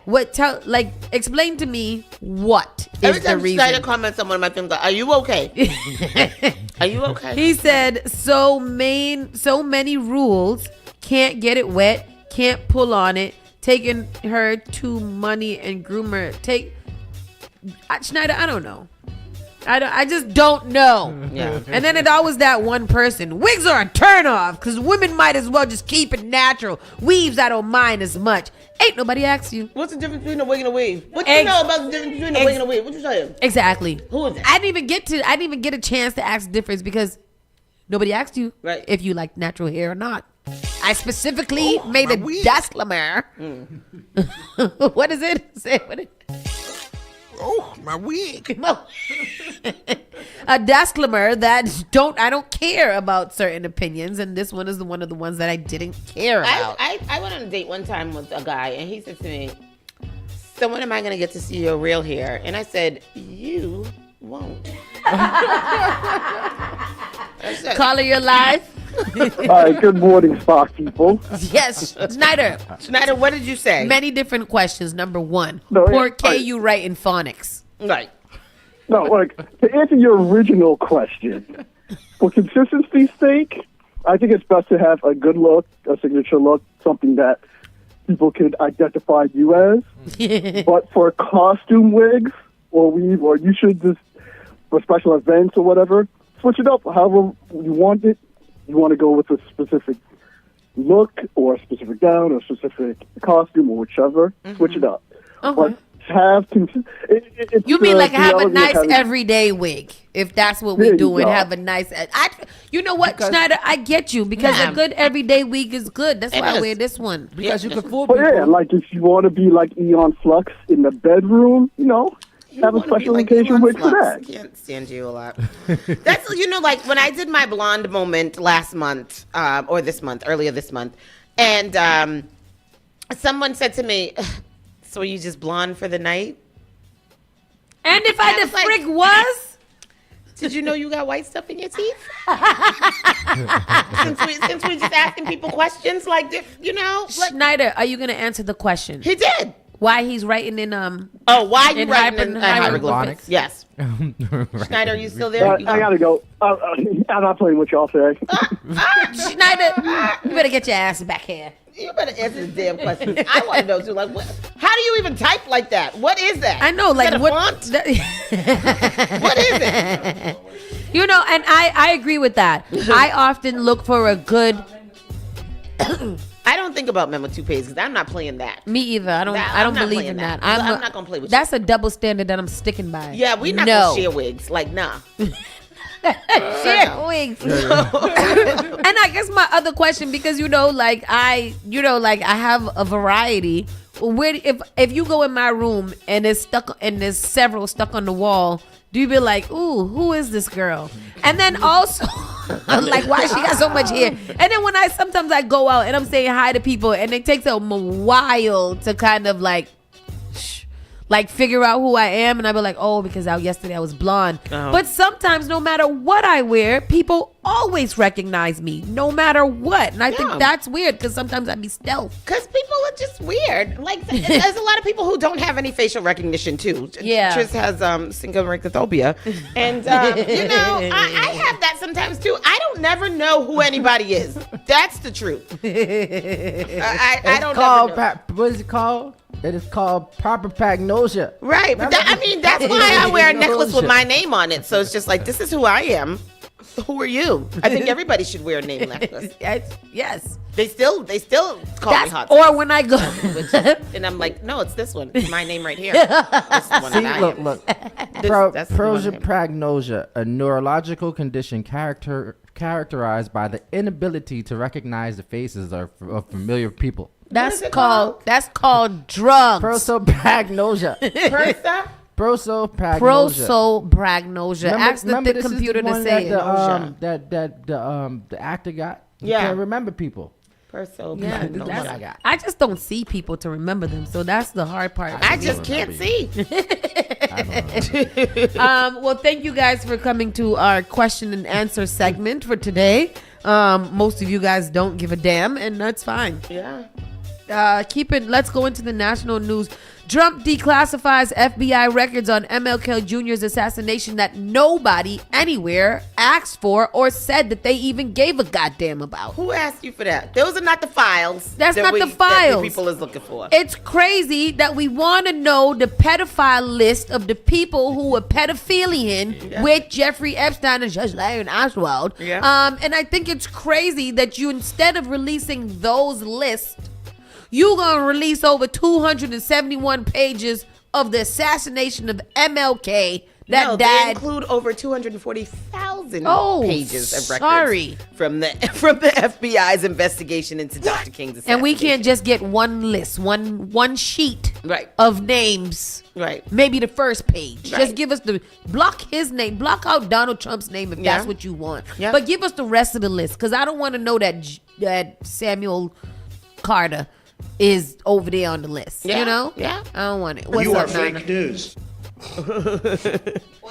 What's funny is Bernice King, MLK's daughter, actually tweeted out, now release the Epstein files. Exactly. Yeah. After they said that the move was highly opposed by his family. Yep. They did a big statement that just pretty much said, give people their peace. They didn't ask for this. Yeah, the children of King and Coretta Scott King also asked people reading the MLK files to do so with respect for the family's grief. They also hope readers understand the FBI files were produced under the agency's COINTELPRO program, according to the family. And we know COINTELPRO was some FBI counterintelligence program that was against black people and very, very racist. It's a program aimed at discrediting political organizations, including the Encyclopedia Britannica. In addition to King, the program targeted the Black Panther Party, Communist Party, Ku Klux Klan, and Puerto Rican Nationals Party, the encyclopedia says. So that's why they were against that. It's a mess. Like, we don't have no Epstein files. We're not going to release them. But look, we got these MLK files. Look what we got here. Right. Take these. Yeah, that's a mess. See, and I think that's what pisses people off so much about it, is because you really think that, yes, MAGA are idiots, but you really think that they're that stupid that they can't tell the difference between the Epstein files and the MLK assassination? Yeah, well, stupid people think that smart people are stupid. Oh, hey, touche. Yeah. Let's go into this. This afternoon, more than 230,000 files about Martin Luther King Jr.'s assassination were just released, and they include new FBI details, witness information, and international evidence. This release comes nearly 60 years now and was ordered by President Trump in an executive order. The King family saw the files early, and they say they hope that the files are viewed within their full historical context. Earlier this year, federal investigative files surrounding the assassinations of John F. Kennedy and Robert F. Kennedy also were released. The documents are now online at the National Archives. I don't want to see them because I don't care. Yeah, we know you killed that man. The government killed that man because he was too loud and powerful. Too lit. And we know that. That's nothing new to us. Mm-hmm. What is not new to us either is white people covering up pedophilia. Yep. Nasty. Yeah, exactly. Who that? Jesse. His name is Frankie. Hello. Hi, Frankie. I was so confident in him being Jesse. Jesse. That's it, Jackie. Hey, Jesse. Jesse. No, you're talking about Malcolm. That's right. I'm talking about Martin. That is funny. September is what? September, October. After September, how many months is there left? 4? November, 3. December. 3. Damn. That's a lot. That's a lot? No, because got a question, and this is how much I need. Oh, yeah, that's a lot. That's a lot. Golly, can't be happy for shit. That's funny to me. Keeping it moving. The ex-LMPD detective Brett Hankinson sentenced to 33 months in prison for what? Breonna Taylor. Really? Mm-hmm. Really? Yeah. All right, this is good. A federal judge sentenced former Louisville police detective Brett Hankinson to 33 months in prison for the shots he fired during the fatal 2020 raid of Breonna Taylor's apartment. July 21st sentence was in defiance of a last-minute request from federal prosecutors that Hankinson receive only a one-day sentence. Suck your mother. Western District of a one-day...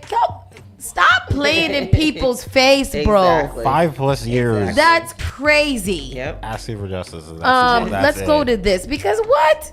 Y'all be too big in your britches for what you're talking about. UCNC Plus, the fact that this former officer, Brett Hankinson, had been convicted of deprivation of civil rights in Miss Taylor's case. He was just sentenced, and it sounds like the sentence is not going to run along with what the DOJ was requesting when it had actually requested that the sentence be reduced to a single day in prison.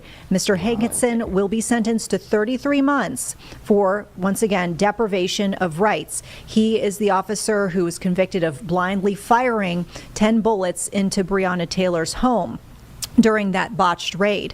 And we mentioned this before as well. His bullets were not the ones that killed her. However, her boyfriend fired back against officers, and the other officer who returned fire was the officer who fired those fatal shots. So once again, some breaking news this evening here. Kentucky police officer with the former Louisville Metro police officer Brett Hankinson now sentenced to 33 months in prison for deprivation of rights in the Breonna Taylor case as he... Good. Some justice. So, is that justice? What is that? We don't even know what it is. It's better. Like, unfortunately, I hate the term better than nothing because I feel like that's the bare minimum. Yeah. The bare minimum of 33 months. What's that? Yeah. 2.5 years. For killing someone who was sleeping inside of their bed, minding their business because you got the address wrong. Yeah. You were a shoot 'em up king. I don't know, like, you know, whatever happened to that one who killed the lady in the kitchen? Oh, I know. He got fired. I think he got in because trouble. he was doing the most, right? Yeah. I think he got into some trouble. U.S. set to deport permanent residents over alleged support to Haitian gang leaders. I don't want to read that. You know, I don't want to read that because after watching that big viral, what is it called? The viral interview yesterday with the one progressive Mahdi versus the 21 far-right conservative youth. Yeah. I don't want to keep on reading about how racist and uneducated and just very ignorant. And it's funny because you would swear, like, if you don't know what I'm talking about, there is a viral interview going around. It's with Mahdi. I forget what his last name is, but he was sitting in a circle with 20 right-wing conservatives. So he is an Indian American man that is a citizen of America. He is in a room. Mehdi Hassan. He is in the room with 21 far-right conservatives. The majority of them were white. All of them were MAGA. For the most part, there was a few immigrants among them too. That is beyond me. It's completely beyond how you can be an immigrant of this country and still support what this man is doing. Regardless of whether you are naturalized, whether you are DACA, whatever it is, I don't understand. This is not that what you're looking for, Tristan. So in this, you know, just the amount of miseducation too. Like, I can tell that they are reading from right wing, you know, conservative talking points, and they probably even deep dived a little bit into it too. There's a full like recap. So you have the recap? No, I don't know. I think what's his name? My son General. My son. Yeah, he has a recap video right here. Tristanian.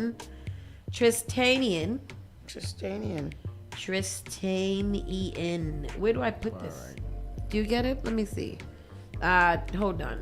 Everybody give me somebody sing a song. Tony, sing something. This is the song that never ends. Oh yes. Not my friend. Oh. Some people started singing and I know about what. And they could singing and they sing it just because it's a song. All right, got it. Ain't that been cut off too by Donald Trump? It's the last one in the notes, all the way down to the bottom, right here. I don't know if this wasn't in our stories, but it is now. So while Tristan pulls it up, we will just we described it to you already, and here is the clip. If it's an hour and 40 minutes, I watched the whole hour and 40 minutes. It is that much worth it to see what we're dealing with here in America. Conservatives, Republicans, fascists, I don't know. Are your parents Americans or immigrants? No, my parents are United States citizens. But they're immigrants, you said. No, they came here as immigrants. However, but so they I want are to make the immigrants. claim that we cannot I came here as an immigrant. I'm an immigrant. But at this point, when they came, the United People States aren't happy with the way this is going. First, fourth, fifth, 14th, 22nd amendments. Those are my amendments that I came with today. If you don't want to debate them, just say so. Are you supporting like raping innocent women? Nuns, dude. Killing priests? I mean, priests don't brandish guns and kill people. You just refuse to condemn the Nazi Holocaust, my friend. I don't think you're in a position to ask anyone any questions. I said that one pardon against somebody. It was 1,600 pardons. 600 of those were people charged one with... example that you just gave me. I can give you more. Just okay, keep going. Fine. Shane And I'll say the exact same thing every single time. Then your argument will fall apart. When was the Islamic Republic of Iran founded? 1979. When was Gaza occupied by Israel? Well, the very 67. first time. 67, yes. So... Can we do the maths together? 12 years before the Islamic Republic of Iran existed, Israel was oppressing, occupying, dispossessing the people of Gaza. So your argument makes no sense. Neither of us are economists. It's the economist studies. Don't assume who I am. Are you an economist? I could be. But are you? I could be. Are you? I'm not going to tell you. Are you? I'm going to major in economics, right? Are you an economist? No, not right now. Okay, so when I said neither is an economist, I was correct. Everyone here uses an iPhone designed by an immigrant, is on Gmail designed by an immigrant, is on a YouTube show. But you this guys all came to a YouTube show founded by an immigrant. You wouldn't Fair be point. here. But that's if it a wasn't tiny for an immigrant. minority, So though. you all love immigrants, whether you like it or not. We're not going to reach a common ground because you said I'm not American. Please try. I don't think you're American. I'm saying you're I not. don't think you're American. I'm saying you're not I don't think you're American due to American. values. I don't think you're not American on values either. I think you're a little fascisty, a little racisty. I'm an American citizen. I went through lots of vetting. I took my test. And that's how the guy it over should there be. wants us to leave. But he wants us to leave. When people don't really care about vetting, do they? But it's not really about vetting, is it, my friend? People should not have. You're in the denial. right. You got rid of an American citizen from the country without process. So the That's the child- Fifth Amendment violation. Since I'm not up to date on that specific I can give you case, more. I'm sure you can. So Well, you weren't aware that American citizens are being deported. It's a pretty big story. Yeah, the Maybe if child you that read the probably fake went news, you might know. I don't is think this, I'm is this doing how as you bad- get rounds of applause? You sit in a room with 20 people who agree with you. Wow, amazing. Amazing. I'm gonna go sit and watch this. Yeah. It's Jubilee is it's entertaining. It's about it's this interview, like, it was very eye-opening and very kind of like scary. What's that word? Yeah, not scary, but let's Concerning. use scary. Concerning. Yeah. Because this is just 20 of them. Yep. There are tons of these people being influenced by a Donald Trump that's making these brainwashed people. But they were MAGA. They're far right conservatives, like super, like they're beyond just the regular Republicans and So it whatever. wasn't an interview though. It was a debate. Like it was a debate. Okay. It's called, what is it? Round table or something. Wait, go in the mic, girl. Oh, sorry. So he's trying to prove to them that they were wrong? He was just trying to debate their points of them being pretty much racially crazy. Yeah. Like there was a guy that literally like confessed that he did not have a problem with the Nazis at all. Like What? he almost The guy with the hat. The guy with the hat, pretty much when he was asking them, is it okay that, these Israeli soldiers are putting bullets in babies' heads? He was like, well, what did they do? What did the babies do? What if they're suicide bombers? Yeah, those babies were trained to do harm. And Yeah, da-da-da-da. So, they're brainwashed and they're These people indoctrinated. need to from be birth. mentally evaluated. So that's the scary part of it, is that, again, these are far right. So that means that they are fully staked in how they believe and they cannot be changed. There was one little Spanish boy that was white facing at the end that he got to debate for like 10 minutes at a time.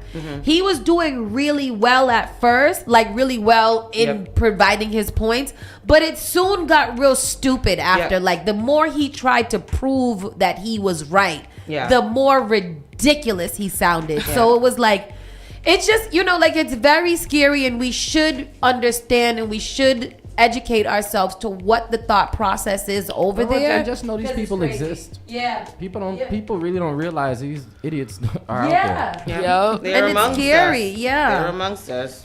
So that was a little segue. If you do have time, go and watch it. Like really just take some time, even if you're just in driving or whatever. Just watch it just to understand what the other view thinks of us. They told that man to go to get out. Yeah. They told that American citizen he should be that deported. he should leave and that he should be deported, and they don't want him here. Regardless of whether he's here for naturalization or any time of, they don't want him here. Even if you don't have time, just go watch the clips. They give a little clip of each one of them, and it pretty much sums up the whole. What's the whole name situation. of the video? It's called. One progressive versus 20 far-right conservatives. Yeah, just Google that. So what is the Jubilee? What is Jubilee? It's a fact-checking system. So even while they were debating, Jubilee kept on putting up the screen of everything that was fact-checked or not fact-checked. Okay. So everything that Marty said, all of the statistics, they really put it in there so they can know that he was right. And no matter what, these kids, like one of the kids was like, well, you don't know the name of the author, so you don't know what you're talking about. He was like, I read it, I know the publication, I know what it says, but because I don't know the name of the author, you don't believe me? Zion Lance says Jubilee should not have platforms. Some of these should not have platforms. Some of these people. This was really irresponsible. So that's a controversial point that I do have different feelings on. I think that he in the thing, he didn't platform the people that were completely far right, fascist, racist,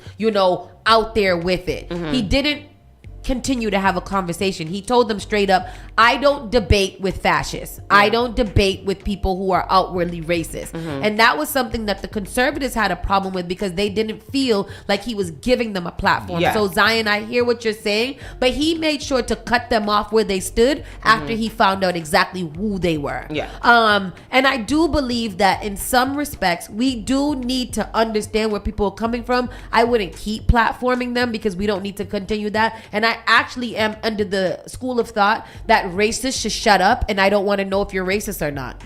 I don't care if you walk around with a racist thing on you. I'm gonna assume that you guys all are, and just proceed with caution at all times, because that's crazy.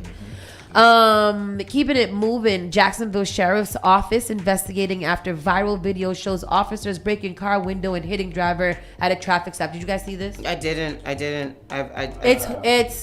It's trigger warning. It just gets more ridiculous as the days go by. So here is the post right here. This guy was pulled over. Go ahead. And then I said, so what I did wrong? He said, well, for one, your headlights are off under this weather. I'm like, okay. There's multiple people headlights off, first of all. And then there's no rain. It doesn't matter. You're still required to have headlights on. Can you pull that law up? Huh? Can you pull that law up? Yeah, when you step out of the car, I will. Can you call your supervisor? Huh? Can you call your supervisor? All right, go for it. Exit the vehicle now. Exit the vehicle. Show me your hands. Here. Why did he hit him like that? I'm here. What is your reason, sir? What is your reason? Step out now. All right. No, don't. Oh my God! In the black man. When he pulled me over, he walked up, opened my door because my window don't work, you can. right? It's finished. I said, so what? This statement from the Jacksonville Sheriff's Office. Mind you, their statement was that he was resisting. We are aware of the video circulating. Hold on. We are aware of the video circulating on social media showing a traffic stop represented to be from February 19th. We have launched an internal investigation into it and the circumstances surrounding this incident. We hold our officers to the higher standard and are committed to thoroughly determining exactly what occurred. They said one part of the statement. He said, "A video can only show us and let us hear what happened, but it doesn't give the full picture." You said, who's it? What? Excuse me? Excuse me? What do you say? What did he say? Wait, what did you mean? What? He said a video can only show us and let us hear what happened, but it doesn't paint the full picture. So that is what happened. This was in February of 2025. They just posted the video around. It is going viral. People are, already starting to protest and talk about it. However, I can't keep watching that because it is somebody's child. It is a man that was literally just sitting there asking a question and got punched in the face for no reason. You broke my window open. They said later that he has a history of, I guess, criminal activity. So they were basing that strong aggression based off of the history of the criminal activity. What kind of criminal activity? They said in this pullover, he didn't have his headlights on, but it was still daylight time. Right. So I'm not sure what happened there. So that is, I don't know what to do about that. So we'll follow the story. There are many illegal marijuana farms, but federal agents targeted California's biggest legal one, and that sounds about right, so we won't go into that anymore. Trump posts fake video of Obama getting arrested while YMCA plays in the background. Yeah. What? That's literally the news. What?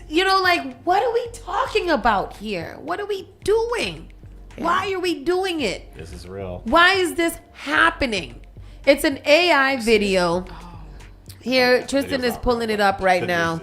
It's an AI video of them having a meeting and Trump standing by laughing as Obama gets arrested. And Trump posted this. Trump posted it. Oh. Yes, so right here. Yep, right there. Yes, as Tristan pulls it up. It's just, this is the president of the United States. Nobody's embarrassed by that? I am. I didn't even vote for him and I'm embarrassed. It's crazy. So this is the video. It's an AI video. He's sitting there smiling. And the fact that he had a black AI man come and help arrest Obama is also crazy. But we do know that is he resisting arrest as well? Oh. And Trump posted this. No, Obama ain't never been in handcuffs. Trump has. And now he's sitting in an orange suit in a cell, pacing. And that is... What did he post this? Why? On his page. But why? Why not? What did he say? He already posted himself as... Obama just has to be alive. It just has to be alive for him to feel some type of way. After plowing his car into a crowd outside a LA nightclub, the driver was beaten and shot by bystanders. What else is there to report? As you should. You got to stop doing stupid shit. Yeah. And to our entertainment, we got about two more. So we got rapper Cash Out was sentenced to a life in prison plus 70 years on RICO and sex trafficking charges. I thought that this was just an interesting story because I was hearing about this for some time. What is wrong with Yahoo? You were reading the some details about it. So Yahoo's down right now. Yeah, Yahoo's down. Because that's crazy. Yeah, not Yahoo. So basically, the rapper Cash Out, he is from Atlanta, and he was sentenced to life in prison for aggravated rape and sodomy. Oh. And then 70 years on top of the life of the prison for the RICO charges and things. What's sodomy? Girl. Sodomy you're is so sweet. Yes, you don't need to know them things either. You remember the song Cash Out sang? No, she don't. She don't. Who? I'm riding around with my Nina. I'm cashing out. Oh, he crashed out. So sodomy is a term historically used for describe certain sexual acts, often non-procreative or non-vaginal penile intercourse. So it's anal or oral. It's yes, sodomy. with objects mostly the time. It's very graphic, aggressive. Yes. Yeah. That is that. Yeah. So yeah, this cash out. Oh, that is that song. I didn't realize that. He ain't cashing out no more. He cashing out in jail. I hope that what he delivered to those people is delivered to him when he gets behind the bar. Yeah. Because that's crazy. You were reading details about it. So rapper Cash Out born the Atlanta MC. I'm trying to get. The trial began 2 months. Charges were initially brought in June 2023 against Cash Out, who allegedly leveraged his celebrity status to commit crimes. His legal name argued that the victims were bullied into testifying against him, while the prosecution claimed that he had engaged in a 7-year ring of terror. That's not it either. I can't find it, yo.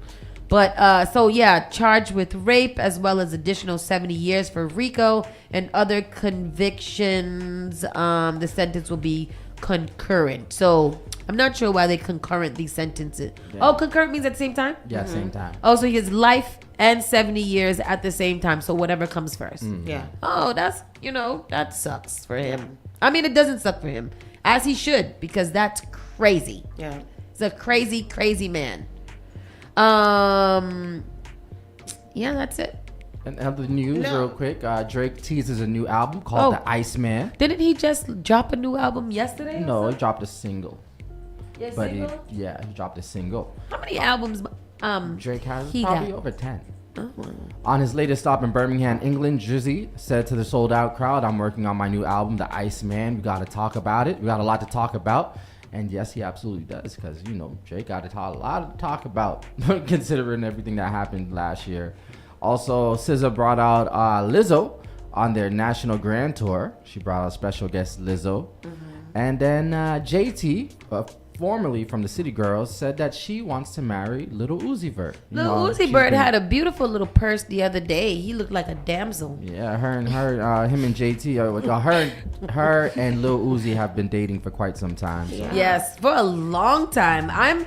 It's very interesting. Maybe that's probably one of the best relationships, and that's what you women get. Sometimes you got to find a nice man that paints his nails, wears nail polish, and gets his hair did, and wears cute dresses.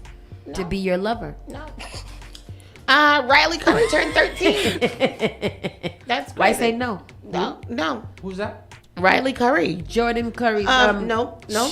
Stefan. Aisha and Stephen Curry's daughter. Yes. The little one that was always sitting on his lap doing the during all the interviews. She's 13. That baby's so big now. When did she turn 13? She looks like a full woman in this picture that they posted here of her. And that's just weird. But yeah, she's 13 and that's so crazy. And also that story, the Village People, the YMCA was playing in the background of that fake Obama video. And the Village People have now spoken out. They want to find the original person or the entity who posted the original the offensive video, and they want it to be taken down. So they've responded to that. But that's it. That's it. We're done for today. We'll see you guys bright and early tomorrow. Be blessed, not stressed, and go. Not sure, like it. Do not digress. Wow. Bye. Spark FM Online. You are now listening to Spark FM.